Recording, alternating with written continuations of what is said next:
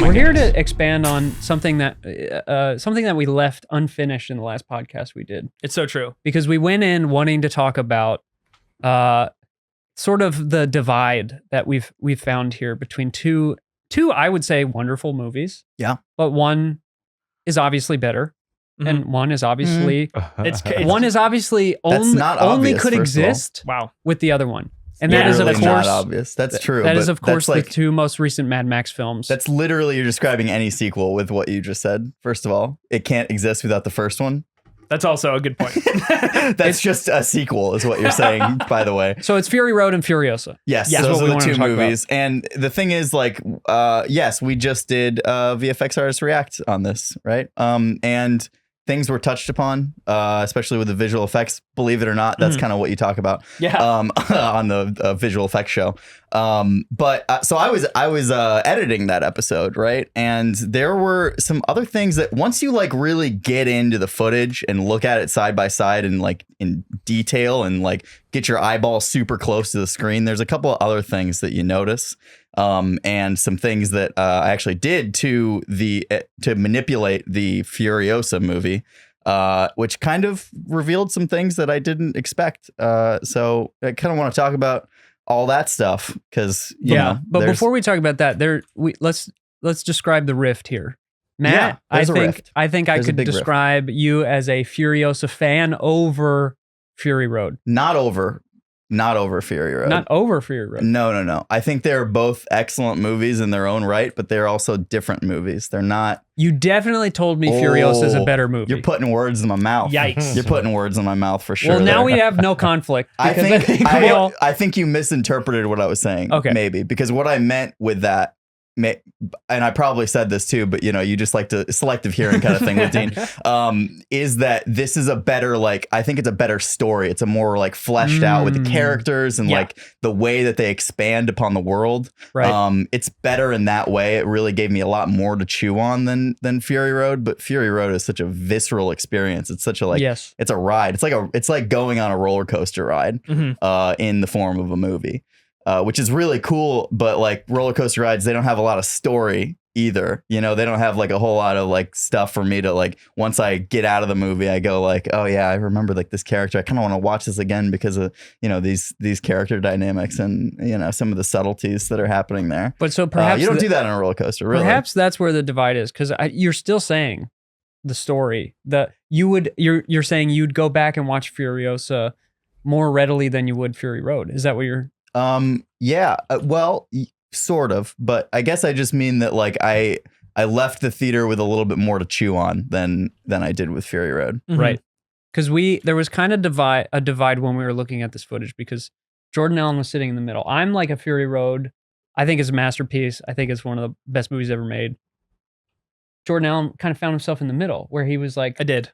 Your memory was a bit blurred of the two because you had kind of rolled up to Furiosa. It's actually crazy that you say my memory was blurred of the two because the night before I had watched. Yeah. Or did we have this conversation before I'd done this? No, I think you had just watched Furiosa. So that was fresh in your mind. But yes. Maybe so Fury Road was a little blurry. In your mind. Because in preparation for the VFX Artist React of Fury Road versus Furiosa, I saw fit to just watch both in a double feature the night before to like really refresh my memory of it. And that was when I really saw the sharp contrast. Because it is funny when you have time away from a film, nostalgia kicks in or doesn't, and things fade away and you forget certain aspects. And so watching them one-to-one, you really see the stark difference in the tonality, especially in the visual effects. Like, I think that's what we came to understand in the React episode itself is like, wow, no, there's definitely a significant difference. But for me, and to Matt's points, like the world building that went on and like the characters, I'm not tethered to any specific IP when it comes to movies. I'm not like I'm a Star Wars guy. Maybe I'm a Lord of the Rings guy to the max. But besides that, when it comes to Mad Max, I don't feel any particular way when you say it. Mm-hmm. So going into Furiosa, I only did it because we got the AMC pass, Yeah. I'm like, I can see IMAX for free? Heck yeah. Yeah. So we went, and then I went in with no expectation and was absolutely floored and super sucked in and like so interested. Yeah. And I don't remember feeling that way about the first one. Yeah. Yeah, I do think the world building in Furiosa was incredible. Like it was the Mad Max, and I'm like, unlike what you're saying, I'm like a huge Mad Max fan. I love those movies. But Furiosa felt like the one with the most sense of like place, with the most sense of like tangible locations and factions and characters. It gave me an understanding of the world that I did not get at all from the first one. When they're referencing or I shouldn't say the first one, sorry, the first modern one, Fury Road.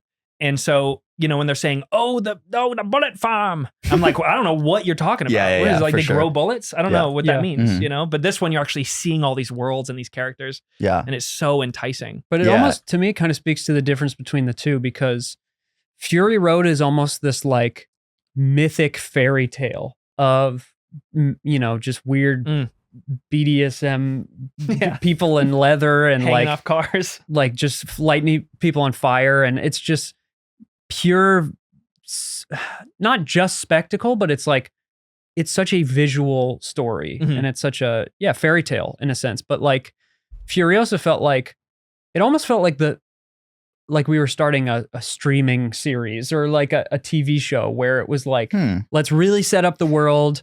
Let's spend some time with the characters. But I never felt like I got, because they started to do that kind of process, I never felt like it was as deep in that sense.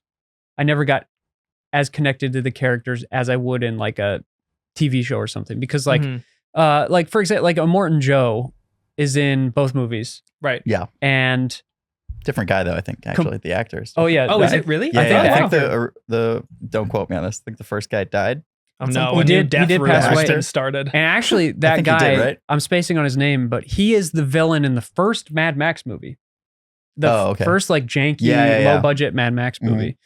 And so he kind of, not, it wasn't the same role, but he sort of came back to the franchise. But yeah, he passed, so they had a different actor. And in the new one, he was just like, oh, cool, that's a character in this world. But in the first one, it's like he takes on this larger life. And I guess that's what I'm saying is like, without Fury Road, I think all of the iconic things from Fury Road, like Witness Me, Witness and Me, so all of the awesome. the visuals of those characters, they if we had just had Furiosa, it wouldn't be as iconic, in my opinion. Yeah. But that doesn't speak to more of what we were talking about. Was I think what people were more interested in was like the difference between the visual effects, because I know there was a lot of people saying like Furiosa, it felt a lot more, it felt a lot less tactile and real as the first film. Yeah. And I think that's an interesting conversation. It is an interesting one. I mean, just a real quick wrap up the back and forth though. NeoRev said in the chat just now, as a visceral visual experience, Fury Road wins. As a world building storytelling aspect, Furiosa wins. I agree with that 100%. Yeah. Because the Fury Road, the visceral nature is crazy. Like you feel the bone breaks and stuff. Yeah, it's and Furiosa is like, it takes more time in scenes with characters, whereas like, Fury Road is just like one long chase sequence. Yeah. Ultimately. But that's and again, and that's cool and all, but you can't do that twice. For like a storytelling, I wouldn't want to see that twice. I feel like Fury Road, from a storytelling perspective, there's just so much forward momentum, and there's so much like you are never you've never lost the stakes of like it's true. that each scene builds on the stakes and builds on the characters like in a relationship to each other, whereas Furiosa feels like little vignettes kind of strung together. And to me, it doesn't work as well as like as a film, like as a complete piece. Like Fury Road is like a perfect movie, whereas like Furiosa has a lot of cool stuff, but doesn't hang together quite as well for me. Yeah. And you were saying that the overall opinion on people is that it is less real, I guess, than Fury Road felt. And I agree with that 100%. And I think there is like just legitimately less of it was real. And that's not to say less effort was put in or less skill by talented people, but less of it was like, hey, let's go out to the desert and just be insane people and shoot for months on end in Zambia. They were in is it Nambia? Is it Namibia? What? Namibia. I was getting mixed up. Is Nambia even a place? Nambia. I don't trust myself. Namibia, whatever it was. But yeah, they shot there for the first one, and then he really wanted to shoot in Australia for the first one, actually. But they had a Super Bloom event, where they had crazy storms, so the entire desert side bloomed, and they couldn't shoot there. He's like, I don't want this. Yeah, they delayed it for over a year, waiting for these flowers to die, and they just didn't. So they're like, all right, we're going to Namibia.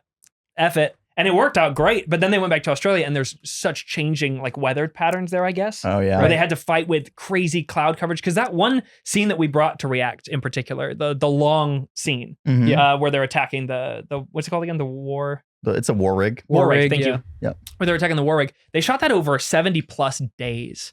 And of course, your weather's going to change dramatically the entire time. And you need it to be that desert, direct sunlight with those hard shadows to feel the grit. And they weren't getting that. They were getting overcast like crazy. And so now you've got this overcast shot that doesn't feel as gritty right out the gate. And then you're shooting pickups with Chris or whoever on a green screen with studio lighting that's also soft shadows. And you're compositing that in. And all of a sudden, it feels a lot less intense and realistic. And I do, right just out the gate. Watching the behind the scenes, I do think there was a lot more stuff shot on stages. Yeah, there was, I think. And again, it's like a different feeling.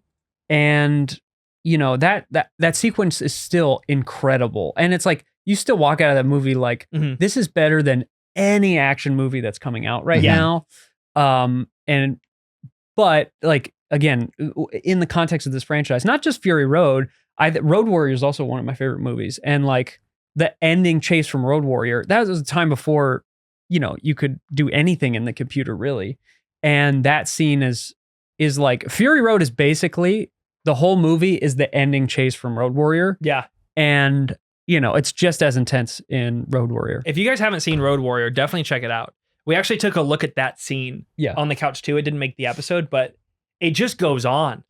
And they're so brutal. Those stuntmen are so tough. And the stuntwomen are so tough. Like, I don't know how they deal with that back then. Because it was like there's nothing hidden or fake about it. They're You just had to throw a guy. Yeah. You had to brutally maim a guy sometimes. Yeah. It's very, very cool. But yeah, I see the opinions. And I found myself, it was funny on the couch. It's the first time that I found myself getting unobjectively defensive, which I never want to be. Like, I want to be objective about the visual effects, but I just loved the experience that I had so much. It felt like someone was picking on my brother. Right. And I'm like, hey, only I'm allowed to say that, which is so stupid. But you know, it's like, if I hear someone talk bad about it, I want to qualify it right away. But it's like, objectively, the visual effects were much more noticeable. To me, it didn't bother me because the story was so great. And that's why a good story is so important.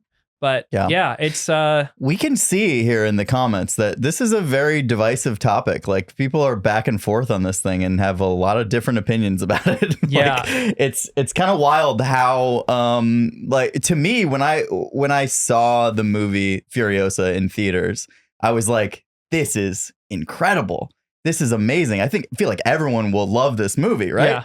Like, there's no way this is like just more Fury Road. Yeah. And then, you know, you see the comments and some, because I never got the visual effects side of things too, like that perspective where people were, trashing it a little bit. Sure. I didn't hear anything about that going into the film either. And, you know, when you watch it in a theater, it is like it's like such a different experience because, you know, you're surrounded by the sound, like the texture, the audio texture of the movie. And just like the visuals are so huge and right in front of you. Like a theater experience with this movie is like, I think it's super important. And, you know, sorry if you guys haven't seen it in a theater because, and, you know, if they do screenings in your hometown, wherever it is, I would highly recommend you go see it in a theater. It's a really a different experience because I then watched it again on streaming and it was, you know what? I still loved it, but there was something that I was noticing more so when I was watching it on a tiny screen, and that was the visual effects. That was some of the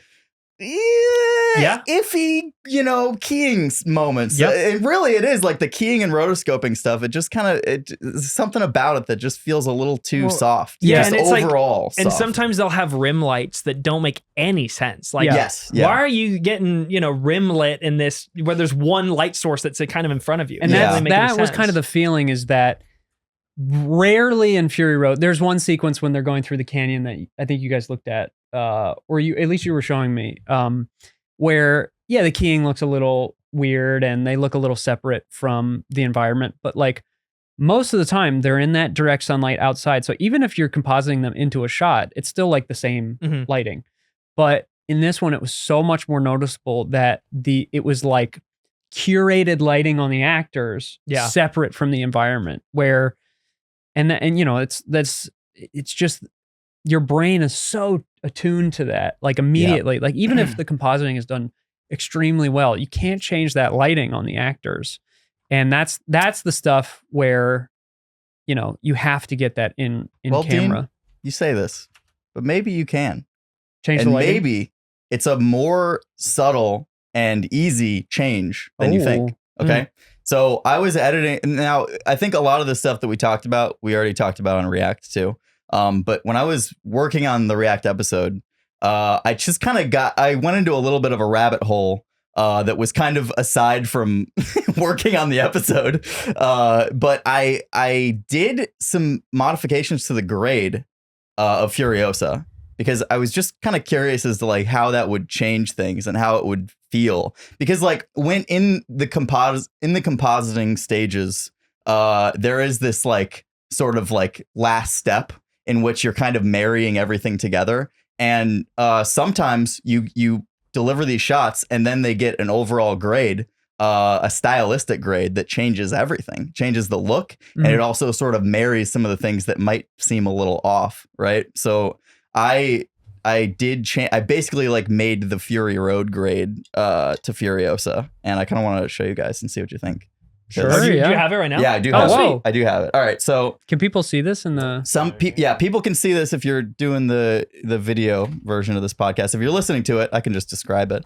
So first of all, if you just want to play this, these are just like the side by sides of the two movies, Furiosa on the left and Fury Road on the right. And like you can see, if you just want to, is it freaking laggy? Yeah. Do you want to just download it? We can talk about it. I think like the big thing, and maybe this is just download the file. We had kind of talked about like maybe this was just the streaming release to have it just work better on random TVs. But like immediately you see like way less contrast. Yeah. Almost kind of that more of that, like the Marvel movies, how they really low contrast, like the black levels are really high, and a little more of a cool cast. It's more blue than like that. Yeah. Fury Road, you just remember it as being like this stark, like orange and red. Piping hot desert. Overall, it just has this like Furiosa has this sort of like glow to it over everything. This soft sort of, cool glow. To the entire image. But just by simply like crushing the blacks and giving it a little bit more of that like orange tint to it. Yeah. It grunges up the whole thing. And because that was my big thing when I was watching it again on streaming, which was like, it kind of just doesn't feel as dirty. But like once you crush those blacks again, you bring it back to the Fury Road style. It dirties everything up too. Yeah. And it also kind of fixes some of the issues that I had with the VFX. Yeah, because it hides stuff. It hides stuff. It absolutely does. It marries some of the visual effects together. Like hiding stuff, it's not a bad thing to hide stuff. Like, no, that's just famously sort of a process in compositing. Like part of the I think we were talking to Steve Williams, Spaz was talking about it, who worked on Jurassic Park and The Abyss, and he was talking about how some of that old CGI got like kind of married to the footage by film grain. Yeah. Like, and there's all of these qualities that just naturally emerge from a camera that once you lay it over VFX, it can kind of, I don't know, like it puts it into the world of like this was captured through a camera. 100%. And it allows, because we also have a certain level of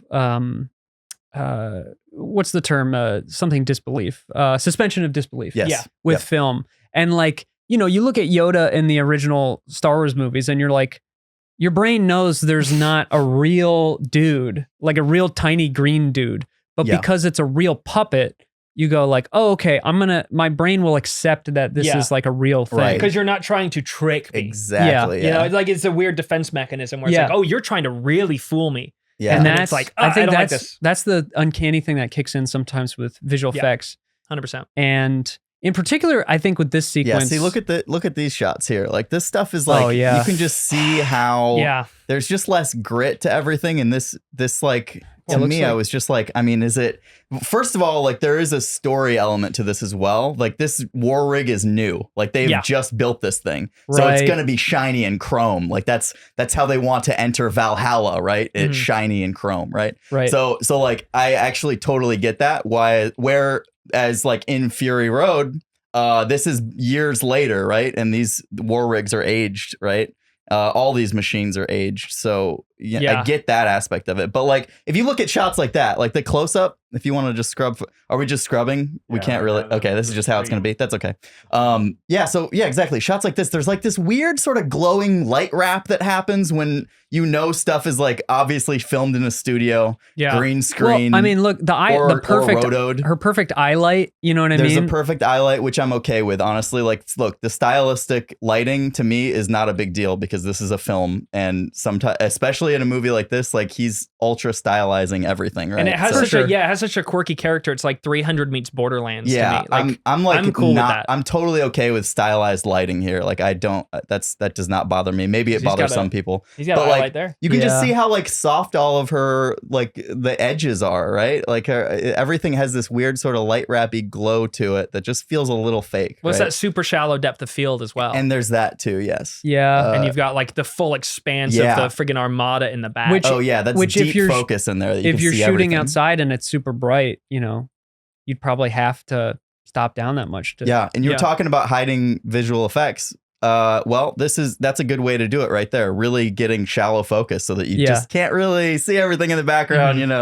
Any sort of imperfections are lost there too. Same with light wrap. You can do that as well. But like, okay, so if we just keep going here, let's just kind of, if you just want to move through, this is a pretty long scene. I was just intending to have it play. Well, I think one thing about this sequence, just want to skip forward a little bit, that we can describe for people, at least one thing that threw me off that actually is a visual effects thing of that chase sequence is stop there. The little helicopter guys, or the guys who shoot out the little gliders. These guys, the guys on the motorcycles. Hit that parachute. Was a thing that was the only thing in my memory where in the theater I was like, oh, this is taking me out of it a little bit, because it was a great concept, but it did have that.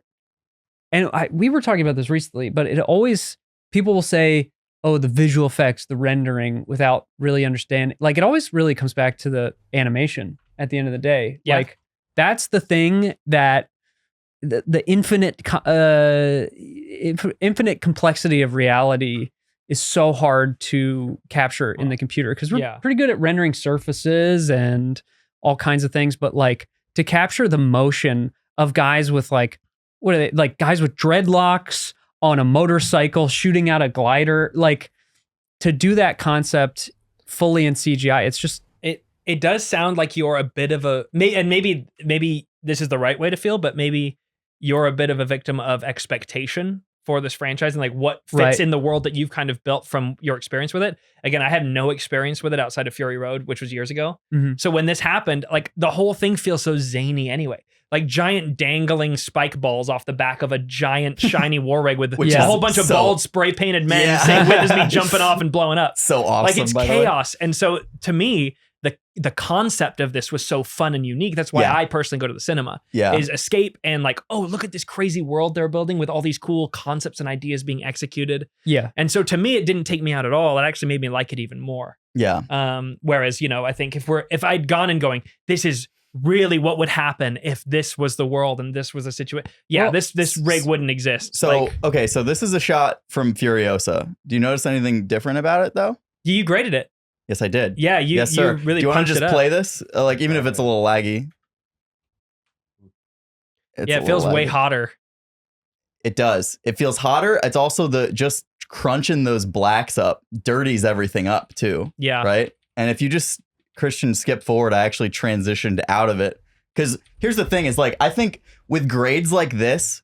Look at that. That's what the original movie looks like. What? Which is crazy. Once you get acclimated to this look, the Fury Road look, when you go back to it, you're like, oh my God, it's just like a jump scare almost. It's like so different. But the thing is, it's kind of like jumping into a really cold pool. It's bad at first, but if the pool's clean, right? So once you get used to the cold water, now you're having a great time splashing around with your friends, okay? Yeah. And it's kind of like what I feel like is the grade in Furiosa. When you're watching it, you get acclimated to it, and then you're just in the world, and you don't care about this grade as much. But like when you see it like this, and you actually make those subtle modifications to it, it actually changes the feeling of the movie, and the visual effects look, in my opinion, much better. Well, and from a story perspective, like the sense of place, like this just feels like they're on a back lot somewhere, and then the second that you crunch it and make it orange, it's like, oh, we're in the desert. It changes everything. And when I did it, I just slapped this grade on in like 5 minutes. Yeah. And then I started playing the scenes, and I was like, wow, this like literally changes everything. That like I feel people have problems with the movie when they watch it on a small screen, when they see it on like YouTube clips and stuff like that. They look at those visual effects and all those imperfections, but like a lot of it is sort of fixed once you like marry everything together like this. This is one of the things that you mentioned earlier, and this is evidence of that. Of, you know, the grade is done on the back end of all the visual effects work, right? You're given the log footage, you convert that using a LUT, which is like a lookup table to change the color profiles and whatnot, to whatever you think they're going to be using. Sometimes there's a temporary grade that they will give you that you can work off of to try and make it look as good as possible. But at the end of the day, you strip that away and you deliver the log footage back. That's right. With all the effects baked in. And then they send it to color and they can tweak to their heart's content. And I've personally been victim of this many times where I make it look good with what I thought they were going to use. They go a completely different direction and it actually botches the final result. Because absolutely does. And you go, oh, if I'd known, then I definitely wouldn't have done this or would have done this differently. And there's no way around that. And this is actually a really great example of, because like if you're pointing a camera straight at a bright desert sky, you would not be able to see some of the detail that you see. Keep going with forward. These characters. Kind of I transition back into the grade. Come on, that's a great concept, dude. Oh no, this scene, it's great. This scene is freaking amazing. I love it so much. It's dope, but look at how it changes the explosions though. See, I transition back into my grade. Look at like the explosions are meteor. Because that's the thing with the first, with Fury Road.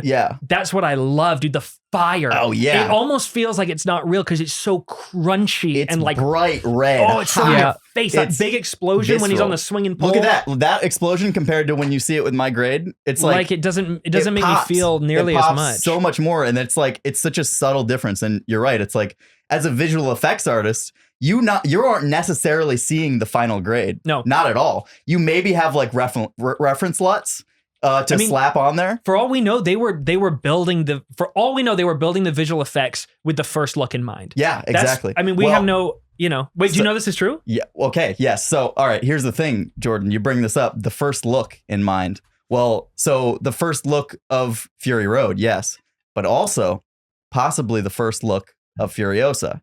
So I discovered that while trying to get like other supplements for this episode, that the trailers have different grades. The first trailer looks like Fury Road.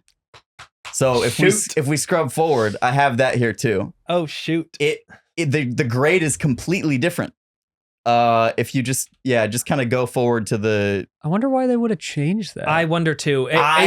Don't know. All right, so that's just a little bit more context to how like stuff really pops with the Fury Road grade, right? You just kind of scrub through some of these scenes for a second. It just feels hot, dude. Well, I love it, and I feel like maybe to broaden it a little bit, this is like such a problem with, especially like comic book movies. It's gotten better recently. I think the Guardians of the Galaxy movies kind of fixed this a lot. They look super poppy and bright and saturated. But so many of the Marvel movies, you have these comic book characters known for bright primary colors and like just being very alive and saturated.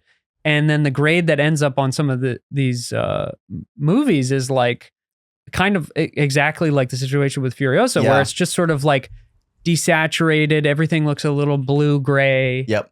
And it just loses I think one of the primary appeals of these characters, which is like And Mhm. you know, Mad Max is basically a comic book. It's like a weird 70s Yeah. dark comic book, and it should look like this. Yeah, for sure. And I actually totally agree. Once I saw it side by side with the more orange poppy grade, it like, yeah, I get, okay, this is sort of the prologue, or you know, this is the very start of the story. This is the start of Furiosa's journey. So like maybe, yeah, the choice was to make it look different and stand apart from Fury Road, but like ultimately it is the same world, and it really feels like the same world with this grade on it. Well, that's a great point, because, you know, I've seen comments even in the chat recently of like the idea that, you know, since it is taking place before it's cleaner, right? You said the war rig was just built, should be shiny. Yeah. That's one thing. Like the vehicles looking cleaner, right, is totally one thing. Yeah. But like you just said, it's the same world. Same Like world. the heat on the right side of this frame, this deep red,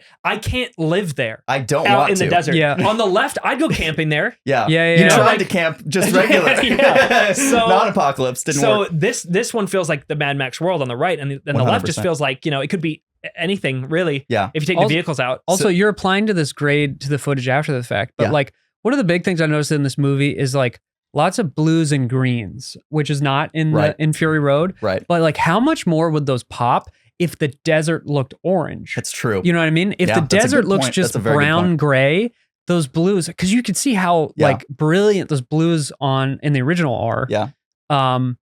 If you could keep just keeping that tonality that they have in that shot and just making the desert Mhm. orange, now it's like it's like jumping off the screen, the colors. Yeah. Yeah. 100%. And there were so many beautiful colors. There's the whole sequence where Dementis like gets the red stuff on him, Yeah. you know, and it's just, we lose some of those colors. Yeah. So keep scrubbing through here a little bit, Christian, because I get to the point where I'm showing the trailers, because like just going on this rabbit hole. I'm taking you guys on the rabbit hole that I was going down when I was editing this Dude, video. It really does make such a big It difference. does make a huge difference. Wowee. It's 'Cause clear as day that all these scenes just work better. Keep Like, scrubbing through. Yeah, this scene with Dementis on the chariot when they pull up to Immortan Joe's thing for the first time, that was another scene where I felt I was really feeling the like a little bit of like Star Wars prequels in that scene. Yeah. If do you that mean? makes sense. Like a little bit of like, this is too goofy of an idea. Like you remember in Attack of the Clones, they're on like the conveyor belts, like jumping between the things that are pressing. Like this scene where the cranes are swinging down and people are getting lifted up. Yeah. It felt a little bit like, or even the Hobbit movies where it's just like, you're leaning a little too much on the, I can do anything with effects Mhm. stuff. Yep. Wow. So Yeah. there, I will say like this grade looks great. I do think there are a few decisions in the movie that contribute to people feeling like Yes. this is more visual It's- effects. It's I still think that this is a bigger one than I even thought. Yeah. Like I didn't realize how much of an impact this makes. So this is kind of why I wanted to point it out. But also like, because I have some theories here about like why this happened. And also like this is more of like a just me remembering how I felt when I was watching it in theaters. But here, just keep scrubbing to when I am on the trailers, past all this stuff. Oh yeah, here. So okay, boom. All right, check this out. This part, That's the original all trailer. that's the first trailer. That's the first Whoa. trailer. That's the first trailer. It to looks Furiosa. exactly like Look your at how grade. it looks exactly like the Fury Road grade. It looks exactly like the Fury Road grade. They went, hey, let's make this look super crunchy and dirty. Wow. Can you imagine, dude? Yeah, and so yeah, just keep scrubbing through here a little bit. Cause I want to show you. Who is the person This who's is the like, first trailer. Dude, that feels so in the world of Yeah. Mad Max to me. 100%. This is the sequel to Fury Road right That's here. a vibe. Right. So boom. Look at this, dude. So boom. That's wow. freaking apocalyptic, dude. It looks great. Wow. Right. All right. So let's keep going. Man, this really scrubbing. validates that the VFX artists were working with incorrect, temp color grades here, Yeah. And Yeah, then that's really here's brutal. the second trailer. and it's This is the first trailer. No, this is still the first. You can see This the is the first? poppy, the big like yeah, bright, saturated, the big reds. explosion. Yeah, Oof. all this stuff's Oh, and great. is this? Wait, is this the same Oh, thing? whoa. Okay. Yep. jeez. And Oh, then and then that keep scrubbing. that like Sorry, I wait, wish we could just play this, but that it's okay. day for night stuff kind of looked also like Fury Road, because I Yep. remember that day for night stuff in the first Fury Road. Okay, so here's the example of the second trailer. Look at that. what? Oh, Look at the yeah. explosion. And look at that.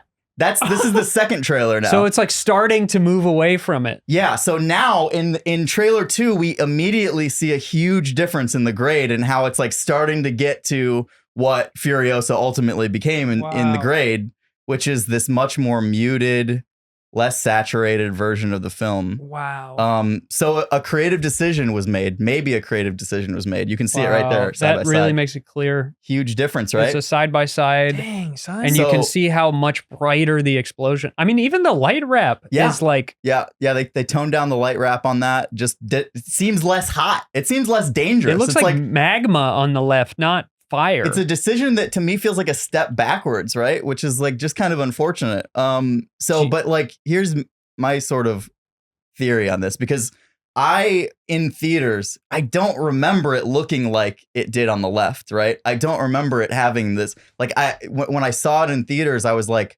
shoot, this feels exactly like Fury Road, right? Yeah. In every way. And maybe I am just remembering things with rose-colored glasses, Yeah. but possibly they actually modified the grade for HDR TVs in streaming, right? Because they will often do that once the film is out of theaters and it goes to streaming. Yeah. They have to like cater to the deliverable, specifications. Yeah. What are people watching it on and what are people optimizing the watching? color for that? And HDR is a huge thing. I was listening to the Roger Deakins podcast. It's, by the way, highly recommend that podcast for any filmmaker. He is complaining for like 30 minutes about like how you have to deliver all these different specs to streaming services and how things have like kind of effed up grades. well, and just like the whole if you go to HDR, if you go to alone. anybody's house who is not into film, like I'm the guy who sits down and I'm like, you have motion blending on, Yeah, or exactly. you have like That you have stuff's like the worst. you have game, whatever, like it. Yeah. The TV is crunching. Like honestly, on somebody's TV, it could end up looking like that on the right because it's got these like exactly baked in picture profiles. Yeah. And so they're probably like trying to predict people having these That's like exactly right. these really bad baked in things. And that's exactly what I think. I think that the grade was more like Fury Road in theaters. And then once it got to streaming, now we can see it. Now we can, actually like side by side compare them. This is the only way we can watch this movie now, and I think it was modified. I wonder. for Yeah, I streaming. wonder to what extent it was, because we even saw in the newer trailers that were coming out, they were changing the grade too and Yes. moving away from that really I gritty do, look. I It's do, true. I do remember in the theater being like, oh, this movie is a little less like flaming orange and it's a little more, has more blues and stuff. It feels a little more desaturated. Well, then I wonder in that case if they did it still because with streaming in mind. I hope Right, not. I hope, I it doesn't hope not drive too, it. because, but- because this movie did kind of bomb and it went to streaming like very soon after release. Yeah. Which is another, like, I think another just totally separate, interesting thing about this franchise is like Fury Road didn't do that well in theaters. And then they were like, you know what? It had kind of a cult following. It built some momentum after it came out. Let's do this next one. And then that one just totally bombed. Wait, when you say totally bombed, Furiosa. yeah, Furiosa. Yeah. Do we know what it fully made, like end of day when it left theaters? It opened pretty low. I like, even though it had He's pretty got good the- word of mouth, I don't. I can pull it up. So Christian's pulling it up. Yeah. It It's made crazy how we can just look that stuff up. We don't have to speculate. Worldwide oh 172. My God, that's really bad. So for a little context, Yeah. guys, the budget I believe was around 165, 170 million for the whole movie, and it Mm. looks like for a worldwide total, it made 172.8 million barely in over. theaters. yeah. And that might sound like a profit, but for those of you that don't know, that doesn't take into account the marketing budget, which is often double, if not maybe a little bit more than 'Cause- that. Production budget. for these kinds of movies, like marketing is half of it, and it's so yeah, that is a pretty big flop because What a if you bummer. double it, that's losing upwards of $100 million, and it sucks because it's such a good movie. It is. Yeah. I think, And and it's funny because I know it's not an original, like Mad Max is an old franchise at this point. but it feels more fresh than like a Marvel or a Transformers or something like that. And it's just crazy how people keep saying like, we want new stuff, we want fresh ideas in the movie theater, and then they don't go and see it. Well, and they instead go see Deadpool and Wolverine, which is like a perfectly fun movie. Yeah. But like that movie made like $1.5 billion, and it's almost like half of that movie is kind of like a cheap version of a Mad Max movie, because they're barely a movie, first of all. But you know what I mean? Very like, hot takes. There's actually like Mad Max is a huge part of that film's aesthetic. Yeah, because they're out in like a kind of wasteland. And to be fair, I do see how maybe some people didn't see it as an original thing, because it is a prequel. It's kind of the same idea of like continuing on an IP. Yeah. You know, as is, you know, Deadpool and all that other stuff. But the vision of, you know, the director is so unique. George Miller. Clear, right? yeah. Yeah. Like, he's such an incredible storyteller. And I was bummed going in. Now, I will say, I did not make it a point to see this movie, so I am to blame as well. I literally went because we had a free evening, and I saw it was an IMAX, sounded like a good time, and then I fell in love with it. I'm like, why didn't more people see this? Yeah. But, you know, it's like, it's just a bummer. And no one's really to blame for that. It's just a bummer that, you know, such a great film didn't make its money back. That's such a bummer, man. Yeah, it is. Well, I hope it does on streaming, though, because we can't really see the numbers once it hits streaming. It's like, you know, I don't know how much profit it's actually making at that point. But I feel like streaming probably doesn't pay that well. I don't know. If it's anything like Spotify. I don't know. Yeah. Especially if it's the studio putting it out on their streaming platform, they're technically not making any money off of it, except for new subscriptions, which is why that whole model is broken and will fall apart pretty soon. Yeah, that's a bubble. For sure. So yeah, it's just a bummer. It didn't do better, even though all these things we're talking about, so kind of surface level. Yeah. Because again, these are both incredible movies, and yeah, Furiosa deserves to have a second life and people watching it on streaming and stuff. And hopefully they make, you know, I love this franchise. I hope they make more. I don't know. I think George Miller's he's 80. He's 80. Yeah. Like, I don't want anyone else to make them. That'd be kind of weird. I agree, actually. I think he's such only a visionary. George Miller should make Mad Max stuff. I don't want them to hand it off. Yeah. They're going to, though. Oh, gosh. Yeah. In all the behind the scenes unfortunately. stuff that you see, about George, he is such, like, he has this perfect picture of every frame in his head. Yeah. And he wants to recreate that. Like, that's the kind of visionary you need for this kind of storytelling. Well, and you can see that in these sequences. Like, I think in some ways Furiosa, I think because he has a little more control by doing a few more things in post, like Furiosa almost feels like an animated movie sometimes because of how precise the camera is at certain moments. And it's really like a cool thing to watch, like that level of, and it's like vision. Economic. The camera is like so efficient in how it's telling the story in every frame. Like, and it's moving all the time, right? To like reframe to tell more of the story. Yeah. And it's like that's not often done in action scenes because they're trying to get coverage that is specific for the edit. But not necessarily like moving the camera with the action. Yeah. In like fun and dynamic ways that make you as an audience member feel like you're in it. Yeah. It can often and sometimes feel like you're just like a third party just watching an action scene happen, not in it, like camera as a character kind of thing. Yeah. Which is what he does so well.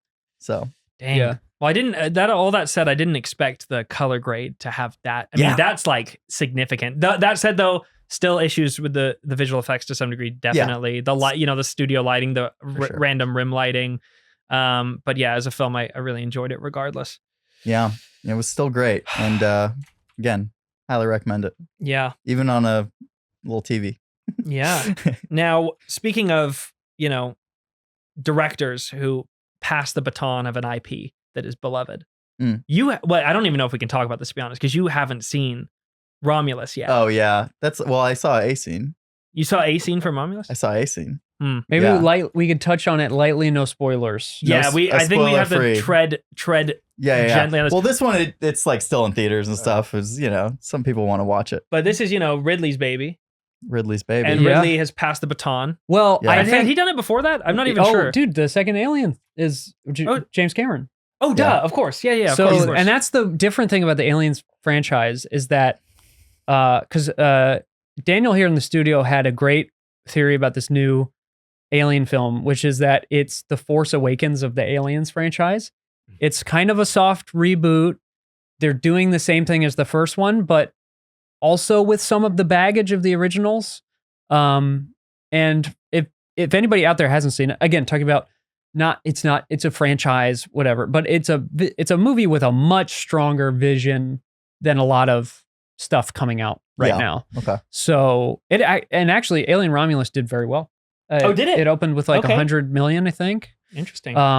Pretty good. So if anybody is looking for that same level of vision, no, this is kind of a divisive movie too, seeing. though. From what I've been hearing, there's a lot of like, some people call it absolute trash. I feel like most movies now are just divisive. Everything's divisive. So, like, now. I mean, Okay. I guess I don't. With this one, I saw a lot of like hate as well as love. So I'll say this, and this is not a spoiler in any way, shape, or form. It's just the strongest opinion that I have about it. The lead actor is phenomenal. Mm-hmm. He's great, really great. He's worth seeing the movie alone, in my opinion. But I mean, if we want to have a conversation about divisive, I mean, you said yourself, you have very hot takes. I do have on I have Deadpool hot takes. and Wolverine, Yeah. which is something we've all seen. So we can now fairly there we say go. We could do that. That's fair play. That's Romulus fair is still play. so early. I don't want to spoil anything. Yeah. Also, at this but maybe point, Deadpool, Wolverine. most everyone's seen it. We can jump probably, into it a little bit. that really wanted to see it. But what are your hot takes on this thing? Oh, my hot takes. Well, I mean, I think like overall the movie as a movie What's he gonna say? feels more like a collection of references and funny scenes that they in the writing room were like, hey, this would be really funny for Deadpool and Wolverine to do, and then they get into these shenanigans. Yeah, it's like a string of skits. And then those skits are loosely tied to the thinnest narrative. Oh my god, the you've thinnest ever narrative. seen. Yeah, on it's like screen. the freaking. Oh, sorry. Phil just said no. I'm seeing it tonight. Oh. God bless Okay, Phil. yeah. Enjoy Okay, it. well, you know what? But maybe just keep it loose. Don't be too. I am. I'm keeping it loose. Yeah, we have Yeah. about like 10, 15 minutes anyway. Okay, we got 10, 15 minutes. We'll keep it loose for Phil. On We love you, Phil. I also, by the way, I don't even know how to spoil this movie because there's so much shit happening in it all the time. So much nonsense happens in this movie that's like loosely related to any plot that like, what am I even spoiling? Which is like, yeah, that's The villain does stuff. Like and as opposed something to happens. Furiosa, it's like a self-contained story. You meet all the characters. They all have their own arcs. Like these new Marvel movies, it's the opposite of everything we've been saying, of like a strong sense of vision and a complete piece as a film. It's like the Marvel movies have now become, I mean, they're not even referencing themselves anymore in a sense. Like the MCU movies, like Deadpool and Wolverine is a reference to the early 2000s Fox movies with like X-Men and Fantastic Four and I mean, I think there's some other ones in there, but it's like it's not even the MCU anymore. So and that was the same with the new Spider-Man, where it's like you've got characters from the Sony films, and it's now becoming like, I just can't imagine. Actually, my parents saw it and they said that they kind of liked it, but I can't imagine like my mother sitting there and being like, "Oh, right, here's." This like not even like B tier, like C tier character from the second X-Men movie is like a main character in this movie, and that's for like 5 people. Yeah, so it's strange times with these movies, but like we were saying with the streaming, with these big movies, I think Deadpool and Wolverine hopefully is like the last hurrah of like the Marvel thing, and they're gonna start to ramp it back a little bit. Although they're pulling back a little bit. I heard made like $1.5 billion.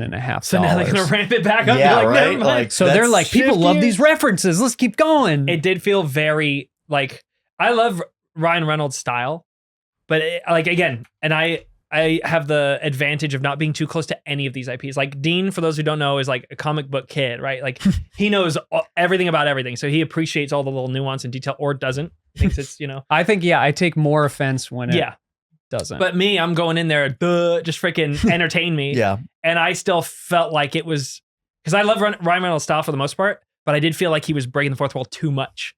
Like it was like, I couldn't get settled in there with that. It was like the the movie at times felt like I was scrolling through TikTok or something, where it's just like random stuff. Yeah, like even though it's an R-rated movie, it's like for 12-year-olds still, where it's like, hey, you're about to scroll on your phone again? No, look at me. Yeah. Hey, check this out. This is a new thing. Look, Ryan Reynolds said something funny. It was a little overwhelming going in there. It is coming out like I didn't get a good set. Like there are some moments that stand out to me, but they're visual effects moments.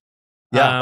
This is not a spoiler. We were just and talking about definitely 1,000,000% bringing this on React the second that we can. Yeah. But fingers in face. That's all I'll say. Dude, fingers in face.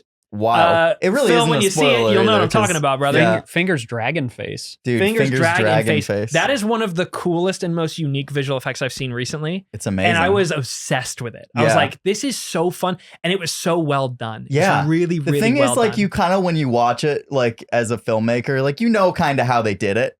Like, so it's not like a mystery magic trick, right? But like, it's so well executed. Yeah. It looks so great. And it's a really creative idea. And it's such a creative way to do it. Yeah. That it's like, it doesn't matter. So it's like, it's just like super fun to watch these interactions happen. That's one thing I really love about the comic book movies in particular, from a visual effects perspective, is that so many of them are giving artists the opportunity to explore new visuals that we haven't seen before. Like Doctor Strange definitely did it. To where I watched Doctor Strange, I was like, oh, okay. Oh yeah. I don't know how you conceptualize this or even execute it, but this is amazing. The fingers in the face for Deadpool and Wolverine. And then you've got Loki, the disintegration of the fabric of the universe, like the little spaghetti strands that come out and like that's a very cool effect. Yeah. Like all of that stuff is so interesting to me to watch visually. Yeah.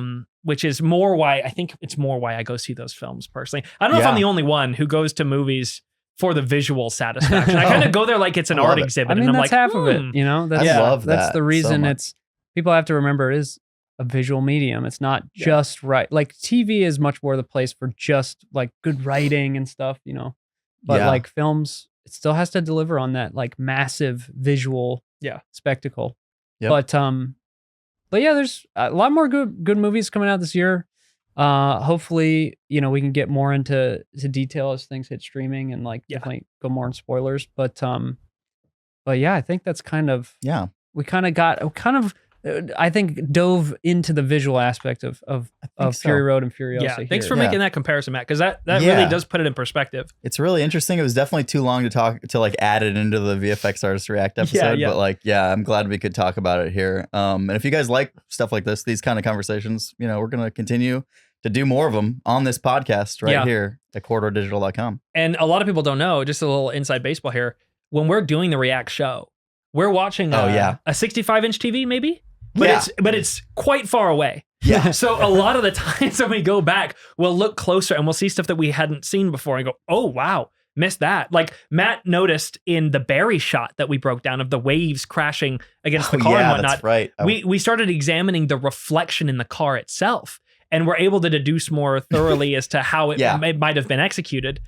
Spoiler alert, it's pretty much what we kind of guesstimated on the show. But, you know, it's like those are the elements that you kind of miss when you're like real close to it after the fact and not seeing it for the first time on a TV kind of far away. Yeah. So basically, like in that shot, it's a matched comp shot where you have on one side of the frame, it's a beach. And on the other side, it's this like suburban neighborhood. Yeah. And there's a man walking past a car. The car is on the left of frame. And you could only see it if you really zoom in on it, but you can see the man walking in the reflection of the car, which should be comped into the beach side, like the plate that you shot on the beach. And somehow that reflection on the right side of frame is in the car. Yeah. And we're like, oh crap. Wait, did they do this practically? It's like it blew my mind even more. It's like this magic trick. Now I really don't know how they did it. And then we like really, you know, frame by framed it and realized that they comped in the reflections onto the car. Yeah. Which is super cool and a little detail that you wouldn't really notice when you're watching the show. Yeah.